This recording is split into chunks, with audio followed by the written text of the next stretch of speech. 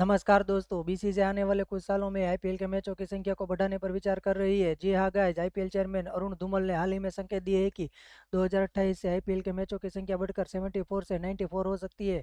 हालांकि नई टीमों के एंट्री पर कोई भी विचार नहीं किया जा रहा है। कई लोग टीम खरीदना चाहते हैं। यह निर्णय बीसीसीआई के आगामी मीडिया राइट्स चक्र से जुड़ा हुआ है, जो 2028 में शुरू होगा। धूमल ने ईएसपीएन क्रिकेट इन्फो से बातचीत में कहा कि बीसीसीआई इस विस्तार पर गंभीरता से विचार कर रहा है, ताकि प्रशंसकों को बेहतर अनुभव मिल सके और खेल के हितधारकों के लिए अधिकतम मूल्य बनाया जा सके। धूमल ने यह भी स्पष्ट किया कि आईपीएल में टीमों की संख्या 10 ही रहेगी। अगर इसे बढ़ाया गया तो एक साथ टूर्नामेंट का आयोजन करना मुश्किल हो जाएगा। इससे स्पष्ट होता है कि आईपीएल में नई टीमों का प्रवेश फिलहाल विचाराधीन नहीं है। आईपीएल 2025 से आईपीएल 2027 तक 74 मैच का आयोजन किया जाएगा, जिसमें प्रत्येक टीम को 7 मैच अपने घर पर और 7 मैच विपक्षी टीमों के घर पर खेलने को मिलेंगे। हालांकि 2028 से आईपीएल का फॉर्मेट बदला सकता है, जिसमें प्रत्येक टीम को 9 मैच घर और बाहर खेलने का अवसर मिलेगा, जिसमें कुल मैचों की संख्या बढ़कर 94 हो जाएगी।